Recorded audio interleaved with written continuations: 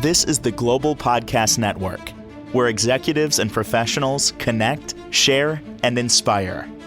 Stay tuned for the conversations that drive success.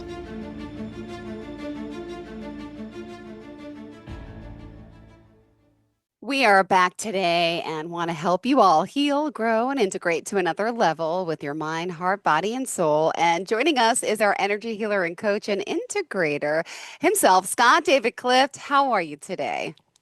I'm wonderful, Jill. How are you? I'm doing fantastic. Excited to have you back.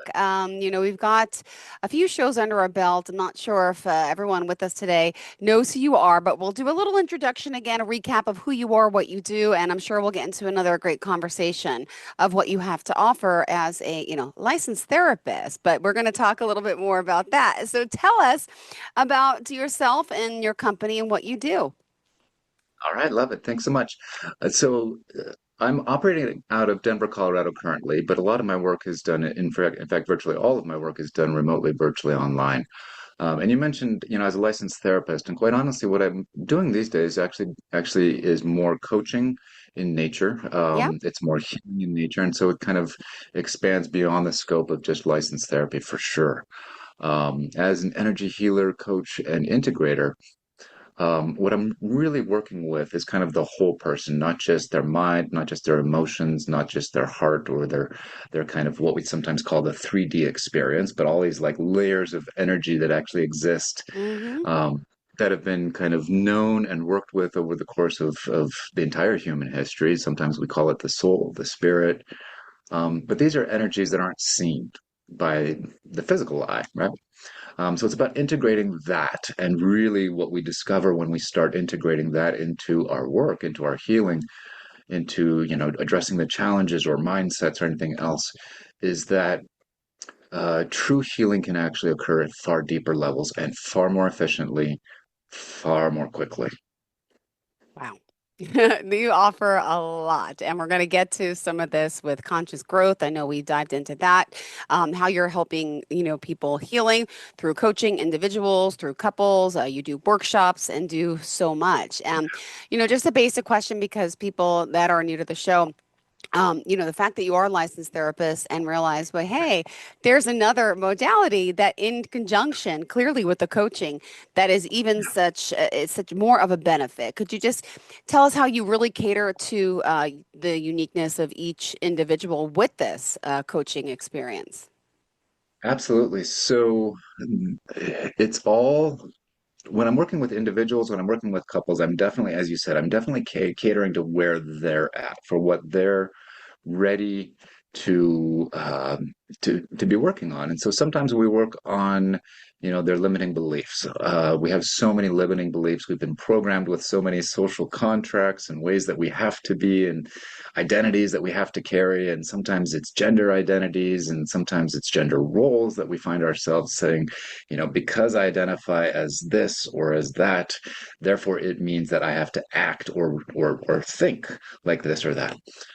So a lot of times we're taking a look at those and we're saying, what if we could start replacing those with ones that actually work better for you, right? So Mm-hmm. a common example of that might be, let's say, in working with women, right? Um, our society has, and we don't have to like it. It's just we have to acknowledge that it does exist. There are certain things that are assigned to women, and Yes. there are certain things that are assigned to men, and we call this femininity and we call this masculinity. Well, quite honestly, it's like says who? And stereotypism and discrimination all in Oh one. my Yes. God, absolutely. I mean, the list here, I mean, we could go Yeah. on for hours and hours and hours just naming all the effects, right? Yes. But that really doesn't really get us very far. No. Um, so in the work, sometimes it's about looking at those things, and starting to introduce new ways of seeing ourselves first and foremost, right? One of my biggest mantras is when we heal and grow ourselves, we heal and grow others, and then we ultimately heal and grow the world, right? It starts with Beautiful. me. Mm-hmm. It starts looking internally at the ways in which, for example, um, I exist in a place of competition within myself, Mm-hmm. right? In other words, we have yearnings, longings, dreams, visions of who I am, and sometimes inklings, but our programming comes in and says, no, you can't, Yep. right? No, you can't, no, you shouldn't. Or it brings in lots of fears. If you do, this will happen, and you won't get your needs met, and you won't be able to thrive. Well, so we start by just looking at some of those things. And inevitably, in that process, we begin to uncover that there are certain energies, there are certain blockages. Sometimes they're physical manifestations of this, sometimes they're emotional, sometimes they're things that are even harder to put our finger on. But that's where energy healing starts to come in, is that through, training and practice and certification that I have, I actually am able to step into that person's field and actually kind of rework some of that energy, remove some of those energy blockages so that the new beliefs can actually start to take root, right? It's kind of like um, if if you look at a field of weeds and you say, I want to grow healthy, sustainable food Mm-hmm. that'll feed myself and my family, and you just take the vegetables or the fruit seed and you just scatter it in the weeds, right? Mm-hmm. Well, what's going to happen? You might get a vegetable out of that, Yep. but chances are you're just going to get, like, it's not going to go anywhere, right? Yeah. Won't even And grow. so that's where energy healing comes in, is it really starts to take out some of those energy blockages, as we call them, so that new thoughts, new opportunities, new ways of being can actually start to take root, right? And not get just choked off immediately. And then once that happens, there's this whole process of integration where it's kind of like, oh man, I've got to let go of this old thing that I've always identified with. Sometimes people have to go through a process of kind of like remaking themselves even. And that's a challenge. It requires support, sometimes guidance, right? Um, because it's like if I am becoming this person that I've been meant to be, well, then all the things that I've been doing that aren't aligned with that, it's kind of like I got to stop doing a lot of them, don't I? And that can be scary, right? Yeah. It can be scary, it can be overwhelming, it can be confusing. Sometimes, our friends, our family who have been used to this person that we've presented as suddenly like I don't even recognize you anymore. And quite honestly, because I don't want to change, I want you to go back to being what is comfortable for me to interact with. Like Yeah. this new you that's empowered, I don't know how to relate. I don't like go back to being the old you that I was comfortable with, That's right? not nice, but I understand people would think that, right? But you have to But be but happy with the new you and with your new changes and you, right? You have to own it. you have to own it, and then you have to integrate it, right? That's You it. can't Yep. just you can't just own it and then not make changes, because then inevitably Yeah. your ownership of it is going to get depleted. It's going to leach out of you, so to speak, right? We have to integrate it, and that's a process. So that's kind of and all of that, of course, is like the process, the timing of that, where people come in when they start working with me. Like everybody's in a different place, everybody's in a different level of awareness, and so everybody's process ends up looking a little bit differently from everybody else's. But that's kind of uh, the the big kind of protocols that I work with, and then obviously many pieces underneath that. Wow. And, this process of integration, as you say, of, really changing someone's thoughts or patterns or behaviors in a sense is what we're doing. And you're doing it in such a beautiful way with this energy healing.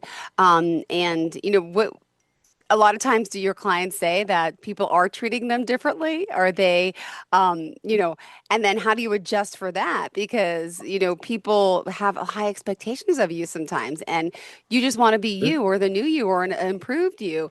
And I'm assuming with these sessions, with the energy healing, it may come a point where it doesn't really bother you what people are thinking. I mean, is that part of the goal? Because, yeah, Absolutely, yeah. absolutely. And there's kind of two things that people begin experiencing when these deep shifts start to occur. Exactly like you Hmm. said, they're able to arrive at a place because they're deeply connected to something that kind of like last week we talked about really connecting into the earth and her energy, right? Yeah. And And with those kinds of connections internal to us, the things that used to bother us about other Yeah. people's judgments, like you said, just don't really matter, right? It Hmm. doesn't impact that energy of sometimes we call it love or power or confidence or security inside of us, right? It just doesn't impact us. And what we discover in that place is that people that we have been very connected to, very attached to in our past, they might test us initially, right? Like I was saying earlier. And that might be really uncomfortable Yeah. for us to kind of go through that and to kind of test our resilience in that space. But what we also discover is that we start to attract people that do resonate with the new us, right?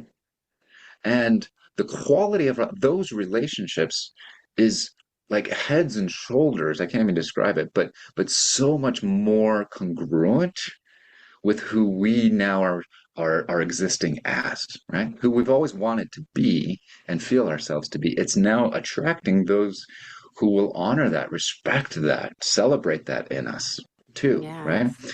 So there's some falling away that happens, but what we gain in the process is way outmeasures it for sure. Yeah. Wow. All right. And in your work here, with Connexus, with, you in Denver, this is all done virtually, which is amazing. And people don't sometimes understand how energy can transfer this way, the way you and I are speaking right now, the way someone may Yeah. be watching or listening on the podcast right now. Yeah. And just curious when it comes to this, it's okay Yeah. to do it this way. There's no difference of us being face to face in a room compared to this because energy is, and just explain that to me. I will do my best, Jill. All right. Um, it's a wonderful question, and I'm glad you brought it up. So what COVID really showed me, because before COVID, I was very much attached to like this can only work if we're in person, right? Mm, There's a certain sort of in-person quality that I was very attached to. Um, and what COVID forced so many therapists to do is to pivot on the spot to offering, Zoom sessions, virtual and remote. yeah. And what this gave me the opportunity to do was to start collecting data, Yep. right? Hard evidence. And what I discovered, shockingly to me at the time, was that when there were sessions that I had in person with people and when I had sessions that were virtual, right? Because some clients after COVID just decided, well, wait a minute, I like the convenience of this. I don't have to drive through rush hour to get to your office. Mm-hmm. Um, and and so on. What I noticed and what I gathered hard evidence on is that people that were meeting with me virtually actually moved faster. Wow. That's a great study. I mean, that's the Yeah, real proof. Oh my goodness. yeah. Interesting. And and and and then I started integrating more sort of energy healings. I was doing more coaching and counseling at the time, and I started integrating more energy healings in that process. Because when we're working with energy, we're not working strictly within the bounds of the first four dimensions. The first True. three is space, and the fourth is time. Right. So when we're working with energy, we're actually working in what's referred to as the fifth dimension, or sometimes the quantum dimension. And what we're doing is by stepping into that, we're actually stepping outside of time and space. Now, for many people, this might be a really sort of challenging concept to understand. Um, but we've all had deja vu. Yeah. True. We've all, at some level, maybe had, whether or not we were aware of it, it's like we were thinking about somebody out of the blue, out of the random, and then maybe we get a message from them, or we get a voice call from them, or we haven't talked to a certain person, we haven't thought about a certain person, and suddenly it's just like there's all this information coming at it. Maybe there's actual contact. Yeah. Um, these are all That's like an kind of intuitive knowing. yes. There's intuitive knowing is a big part of that, right? I would say that our intuition is one way that we talk about our access to this other dimension of energy. So when we're doing this work, it's it's actually accessing those what I call those higher orders or those higher dimensions of energy, which do not require time and space, and they're not bound by time and space, right? Mm-hmm. Um, this is, I mean, there are oodles of practices over the course of all of human history that have known this, practiced it, and so on and so forth. And it's only recently in the last, 500, 600 years or so that basically there's come in this program that says, yeah, no, all of that's BS. It's not based in hard science. And yet, what's so beautiful is that quantum mechanics and quantum Yeah, right. research has been really proving the fact that yeah, no, guys, there's more than what's seen and heard here. Yeah. And so all of the hard sciences, so to speak, are basically confirming what energy healers and spiritual workers of that nature have known for millennia. Perfect. All right. Thank you for Yeah. that. So this is fascinating, the work that you're doing, helping so many. And I don't know if you had something else to move on to, but I just want to know about relationships, if I can ask a question, Please do. because I know you work with couples in a sense, right? And Yeah. sometimes people are stuck in certain relationships that they don't want to be in, they're not happy in, but at the same time, maybe they can't progress in a relationship. And I feel like I know a lot of people, including myself, who's been kind of stuck. Sure. And when I say Yeah. stuck, I mean always bringing into the same equation, the same type of person. And it seems it never works, but it becomes like a pattern of, Yeah. well, Yeah. Yeah. why am I attracting certain types of people? Well, or what is wrong with me to, or not wrong with me, but what is, what's going on with me doesn't mean I'm wrong. But maybe something's wrong with my belief systems or something happened in my past, to trigger Yeah. something, to keep attracting that same person. And it's not working, but it's like time and time again. So for someone like Yeah. me, because the question really is about me, dealing with this, have you worked with people before or kind of in this stuck pattern? And how could That's your energy type of healing help someone like me? yeah. Thank you for even just that little bit of disclosure and Yeah, it's and okay. saying that it was very personal to you. I really appreciate that. Thank Um, in many respects, Jill, that's all I do is work with people's stuck patterns exactly like you described them. you. Okay. And the first thing that I'll respond with in saying that is that the, we we attract we attract familiar or certain repeating kinds of people, situations, and outcomes because on an energetic level, there is some growth opportunity that we have yet to access within ourselves, right? This does not mean you're bad. It just means that you haven't learned the lesson, or you haven't known how to learn the lesson, or you haven't had the guidance to be able to get underneath Mm-hmm. at a deep enough layer to be able to see what it is that is really needed, right? And trust me, I spent years going around in circles with people asking this very same question. What are we missing? What are we missing? What are we missing? And so I had to expand my perspective Okay. to and my pattern's very much the same, right? Okay. I've labeled myself or I used to label myself a serial monogamist, Mm-hmm. right? Oh, that's a good one. I'm sorry. Oh, yeah. And because every attraction that I would feel, immediately my mind would be like, is this my perfect partner? And then I'd jump in, I'd sacrifice my power in ways that I couldn't even see at the time, right? Mm-hmm. And so when I was able to kind of finally slow down and start getting underneath all these things in a whole new way, um, start looking at it from an energy perspective, which, as you said, it's kind of like things that happened to us in the past. Yeah. And this can be from this lifetime. It can be things that we've inherited from our lineage. So it's like we're actually working out something from an ancestor or from a parent, right? These things can get into our system. And so it's like maybe it's not even mine. And so the lesson is how do I extract myself energetically Mm-hmm. from these other influences and impacts? Um, and excuse me. And so what it comes down to is what is the change that I need to make? And it's very rarely is it outside of me. It's not in my behavior, right? It's most oftentimes like there is such a deep programmed, stuck belief, Yeah. right?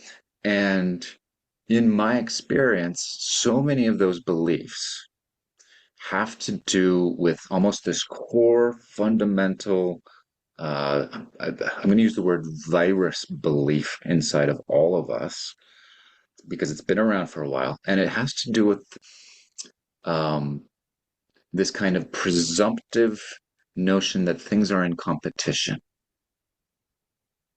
Okay. So there's something in me that is in competition with another part of me, right? There's what I think I want to be, there's what I think I want, and then there's what I actually want, right? And so these come into competition and they fight with each other. Okay. Let me try and find an example here. Uh, this is one I hear a lot from women. And if it applies to you, great. If it doesn't, Okay. maybe it applies to somebody else here, right? But what I hear a lot from women is they say, I want a man that I feel safe with, that I feel protected by. Yeah. I agree with that one. Yes. Okay. And at a certain level, I'm not denying that that's not an important thing to feel, Mm-hmm. but at an even deeper level, it actually carries forward and reinforces some notion Okay. that I'm not safe within myself. Ah, got it. Okay? That I will not be safe within myself, that I don't have the power within myself to keep myself safe, right? And Hmm. so when we start to dig underneath the surface and we start to see some of these more fundamental core premises about myself, right? Yeah. Then and we just go with this slightly higher or more surface kind of notion that I want a man to protect me, for example. Well, what that says is that I can't protect myself energetically. Ooh. Mm-hmm. Okay. Hmm. And when we start to uncover that more core, that deeper premise, right? That starts to open up, oh, where did I learn this? What are my experiences? Mm-hmm. How are the ways that I have been carrying forward this belief and also the energy that says, I can't protect, I need somebody else, right? Because what happens in a lot of masculine, feminine, male, female relationships is that the man also carries, right? I'm just talking male female relationships, but it can also equal just kind of Yeah. masculine ways of being and feminine ways of being, regardless of gender. But the man comes in with saying, I have to keep her safe, Mm-hmm. right? My job in the masculine is to keep her safe at all costs. Mm-hmm. Well, this is an impossible task for another human being. True. Yeah. Okay. He, in that case, takes on this role of protector and makes it his value in the relationship. So, what happens if she has an emotion that Oh. makes her feel upset, scared, afraid, insecure, and he can't fix it? It's a direct threat for him in his system. It's a direct Wow. threat to his value, Oh my God, right? this is deep. Yeah, we needed So longer shows for this stuff, but yeah, yeah, yeah. so he in that space, right? She starts to feel her energy get a little anxious. She looks Mm-hmm. to him to make her feel safe, and if he can't do that for whatever reason, because he's not skilled or simply because it's not his job, or because she's acting out of her lack of empowerment in that moment, to resource, to ground, to empower herself, to connect Mm-hmm. herself to a source of power, she's actually leeching onto his energy to keep her safe. He feels this, tries to respond in the best way that he Yeah. can, but then if he can't, or for whatever reason, right, there's many reasons, then he starts to get anxious about his value, his role. He becomes insecure. He becomes controlling and domineering. She then feels controlled and dominated, says, as I'm sure you may have heard yourself say, or other women say, like, stop trying to control me, stop trying to fix me. I don't need a solution. I just want, right? Mm-hmm. I hear it all the time. And so now the two of them are competing with each other for safety, value, Mm-hmm. respect, love. And both of them are tearing their hair out saying, what's the matter with, wait for it, what's the matter with me? Or what's Yeah. the matter with you? And this only escalates this competition between them, Yeah. right? Ooh.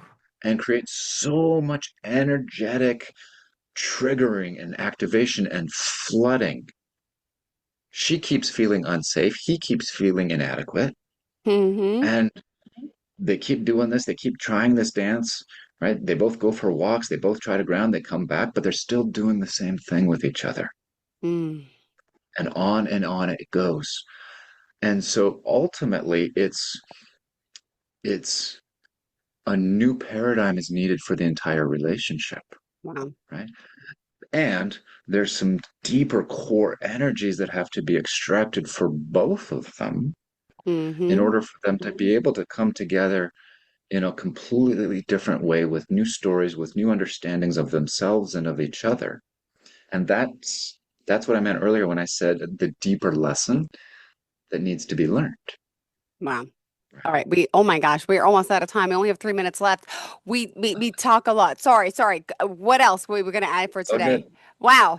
That's that's that's kind of where I mean that felt like a good way to bring Or this short half hour to kind of at least some version of landing the plane, as like I a say, right? closure. Yes. I know it's not the full picture. I fully acknowledge that. It is very brief and abbreviated. Um, but what I will say is this, is that what we need, I'm going to ask a question, right? What if we could create together, right? Men and women, but more importantly, what if within ourselves, between the many different energies that we have experienced in tension or in conflict or in Mm-hmm. competition with each other, what if we could eliminate all the competition Ah. completely? Yeah. What would our experience be like internally? What would our experience in our intimate relationships be like when there was a seamless, collaborative flow of energy where giving didn't create the obligation to get? Mm-hmm. Giving was empowering and was part of a flow of giving becomes receiving, and it's not about competing for it. It's not a transaction, right? In 2 episodes ago talking about forgiveness, I talked Mm-hmm. about the transactional nature, right? Where we've always got this ledger of like, how much have I given, how much have I gotten, Yeah. right? Well, that energy right there is competition, and it's nobody's fault, right? Yeah. None of us chose to be like this, Mm-hmm. but we've been programmed like this. And so it's about unprogramming that and calling in a vision and an intention for saying, what if I was in a seamless flow of giving, receiving, and there wasn't a ledger sheet? Yeah. What would that be like inside of me? What would that be like in my intimate relationships? What would that be like in my family relationships? What would that be like?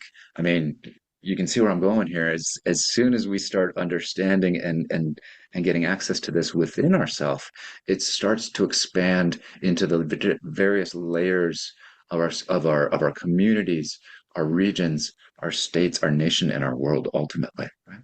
And that'll take time, but it No. starts with us. It starts inside of each and every one of us. Beautiful. Perfectly said. All right. Well, thank you so much, Scott David Clift. Thanks, We Jill. appreciate your time here. How can we reach out to Likewise. you?